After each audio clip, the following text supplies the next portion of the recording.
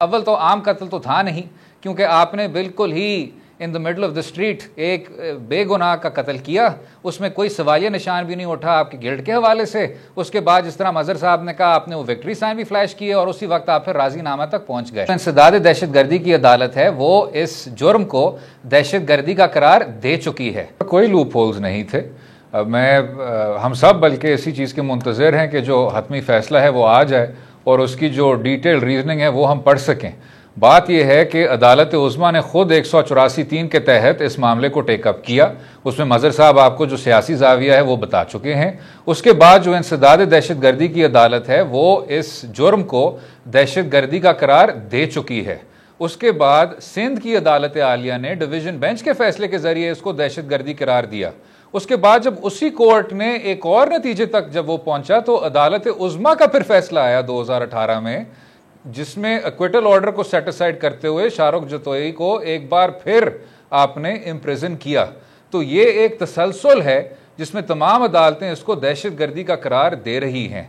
अगर हम एक लम्हे के लिए इस चीज़ को कंसीड भी कर दें कि यह दहशत गर्दी नहीं थी और ये एक आम कत्ल था, अव्वल तो आम कत्ल तो था नहीं, क्योंकि आपने बिल्कुल ही in the middle of the street एक बेगुनाह का कत्ल किया, उसमें कोई सवालिया निशान भी नहीं उठा आपके गिल्ड के हवाले से। उसके बाद जिस तरह मजहर साहब ने कहा, आपने वो विक्ट्री साइन भी फ्लैश किए और उसी वक्त आप फिर राजीनामा तक पहुंच गए।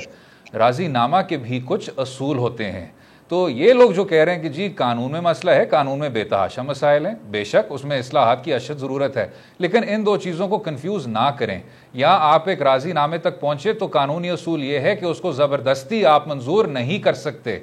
जो आपके नेक्स्ट ऑफ किन हैं उनको आप तोड़ के इस तरह का राजीनामा मंजूर नहीं करा सकते, वरना आप एक माशरा बना रहे रेमंड डेविस का, और वहां भी जो राजीनामा था उसको आपने एक मुनसफाना तौर पर एक्सेप्ट नहीं किया। लेकिन चलें इस चीज को भी कंसीड कर दें कि आपने पार्डन एक्सेप्ट कर लिया और आप अब आगे बढ़ना चाहते हैं, तब भी रियासत का बुनियादी किरदार है और रियासत के बुनियादी किरदार से आगे बढ़कर अदालत के पास पूरी डिस्क्रेशन है कि वो उस राजीनामे को मुस्तरद करना चाहे कि ना करना चाहे।